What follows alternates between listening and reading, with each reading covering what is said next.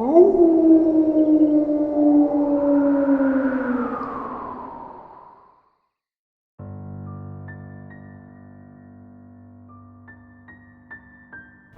was all over the papers, though no one really knew how the events unfolded. On the surface, it looked like the perfect Thanksgiving.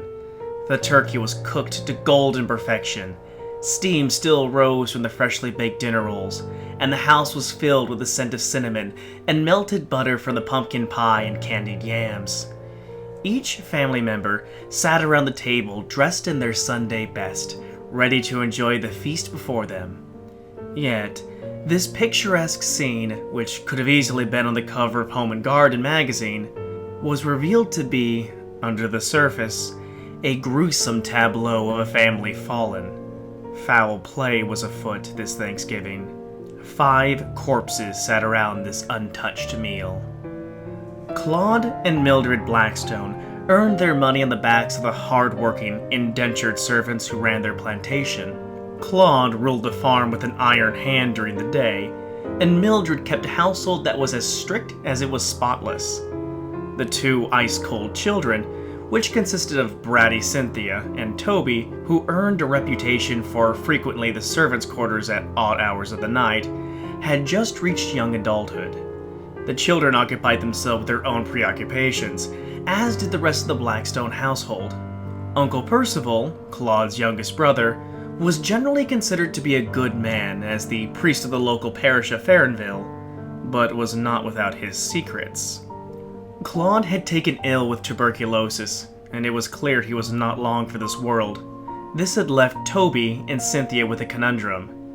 They were the next of kin, and the fortune that they would stand to inherit was substantial, but by the laws of the township, it was known that the entire fortune would go to Toby, being the firstborn male son. This, of course, did not sit well with Cynthia, and she soon began plotting to remove Toby from the picture. However, despite Toby's apparent thickness, he was wise to his sister's plans and developed his own. Cynthia's vanity would be her downfall. A simple tampering of her cosmetics would be the end of her, but not before Cynthia's knowledge of her brother's sweet tooth would have him find an added ingredient in his beloved saltwater taffy. Both Blackstone children died silently in their sleep. Percival had always been jealous of Claude's success and affluence, but most of all, his wife. He had been in love with Mildred since they were children, but it was Claude who had won her heart and they married young. Yet, the passion had faded from their marriage years ago, and now Percival found himself making more and more house calls to the Blackstone home. He and Mildred met in the woods to confront their secret love for each other, but religion and family obligation kept them from fully reconciling their passion, even despite Mildred's discovery of Claude's liaisons with the servants. Percival would listen patiently as Mildred confessed her hate for her husband daily. Though he knew that Mildred was a woman scorned, she would never abandon her family.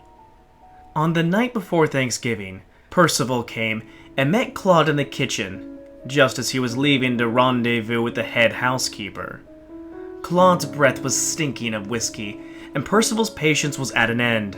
The hatred these two had for one another in this moment climaxed from a low simmer to a rolling boil, and neither could suppress it any longer. Claude swung at his brother and missed. Percival, reaching for the only thing he could find handy, drove his crucifix directly through his brother's heart. In horror of what he had done, Percival left the kitchen that Thanksgiving Eve and ran to his parish to pray. When Mildred came down for her nightly cup of tea and saw her husband dead on the floor, she quickly called for her children. When they didn't answer, she ran up to their room, only to discover each child dead in their beds. Mildred screamed and wailed, crumbling to the floor in despair.